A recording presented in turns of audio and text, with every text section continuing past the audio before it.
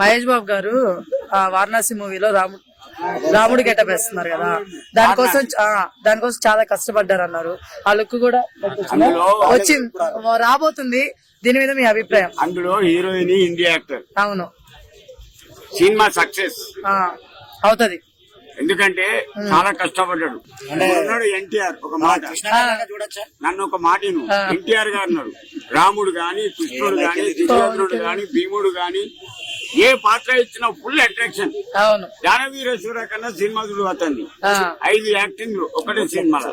అవును, 5 యాక్టింగ్ చేసిండు ఒకటే పిక్చర్ లో ఎన్టీఆర్ గారు. అవును, కొంతమంది దగ్గర కొన్ని అంటే అట్లానే కాదు తాత. ఇప్పుడు మన రాజమౌళి డైరెక్టర్ మన వారణాసికి, ఇప్పుడు మహేష్ బాబు రాముని గెటప్ కోసం నేను చాలా కష్టపడ్డాను సెట్ అవ్వడానికి. ఎవరి కోసం? జనాల కోసం. అదే నీ కడుపు కోసం. నా కొడుక 25 కోట్లు తీసుకుంటా. జనాల కోసం కాదు తాత.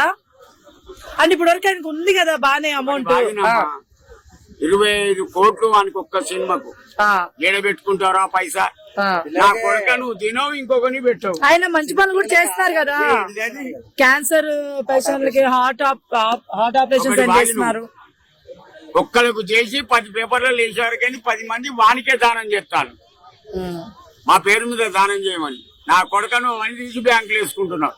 ఎక్క పడ్డి ఏమనుకున్నా బే కుర్చీ తాత, నేను ఎవరికి భయపడా. నీ అయ్యా కృష్ణనే ఉచ్చబోయించిన ఉచ్చా.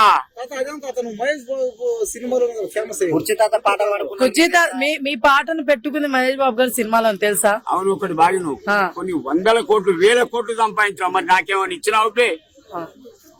తెలియదేమో. ఎవరిని అడిగి పర్మిషన్ తీసుకుని ఆ పాటలో డైలాగ్ రూపంలో పాడినవే. ఆ పాట పైన నా పర్మిషన్ తీసుకున్నావు బే. నిన్ను త్రివిక్రమరావు ఇద్దరిని పొక్క తీసిన త్రివిక్రమా అని ఇప్పుడు నీకెవరేమి ఇవ్వలేదా? వాళ్ళ ముఖాలు వాళ్ళకే కట్టలేదు. నా కొడుకులకు నాకేమి ఇస్తారు? నీకు పర్లేదు, మేము అడిగే తీసుకున్నాం అన్నారంట. నాకు 10,000 ఇచ్చిండు తమన్ గారు. మరి ఇచ్చాడు కదా.